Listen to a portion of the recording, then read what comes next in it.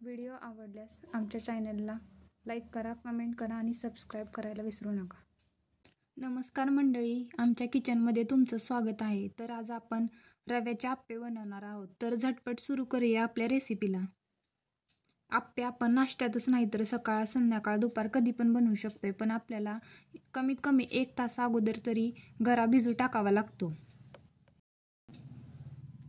आणि आप्पे म्हणलं की लहान मुलांना तर खूपच आवडते. तर तुम्ही नक्की करून बघा जर केलेले नसतील तर.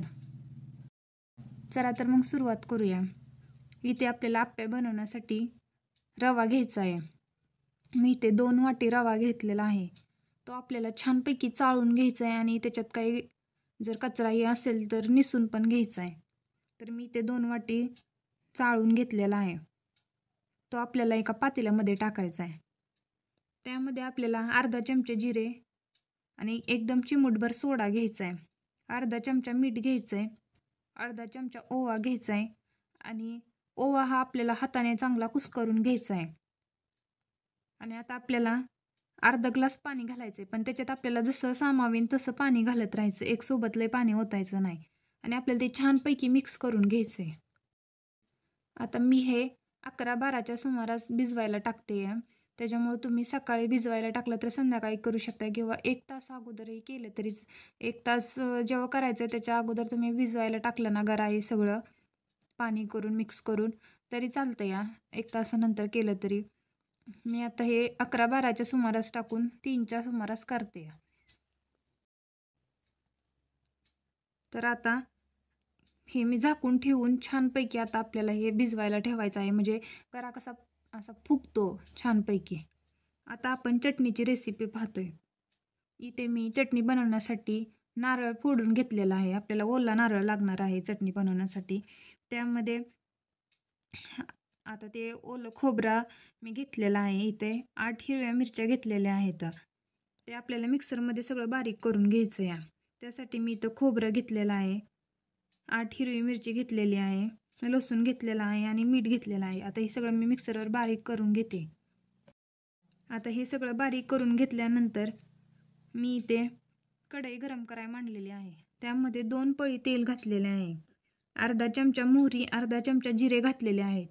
कढीपत्ता घातलेली आहे. हळद घातलेली आहे.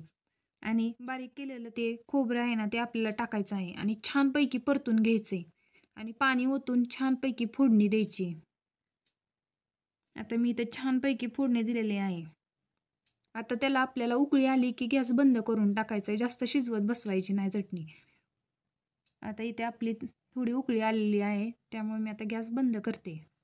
आता इथे मी आप्पे बनवायला घेत आहे. त्यासाठी मी इथं 6 हिरव्या मिरच्या बारीक बारीक कट करून घेतलेल्या आहेत. कांदा बारीक कट करून घेतलेले आहेत 2 छोटे आणि 1 टोमॅटो घेतलेला आहे. ते बारीक बारीक कट केलेले आहे.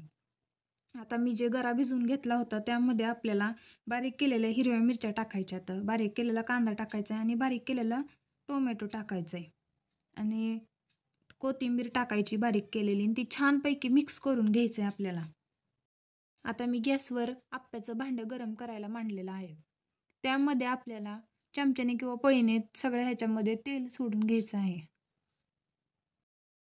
आणि चमच्याने आपण जे गराचंही केलं ते आपल्याला चमच्याने सगळ्या ह्याच्यामध्ये चमचा घालायचा आहे. आणि त्यावरती 10 मिनटं झाकण ठेवायचं आहे. 10 मिनटं झाकण ठेवल्यानंतर आपल्याला ते झाकण काढायचं आहे आणि आप्प्याची साईड दुसऱ्या साईडनं भाजायला टाकायचं आहे त्याला आणि परत 5 मिनटं झाकण ठेवायचं आहे.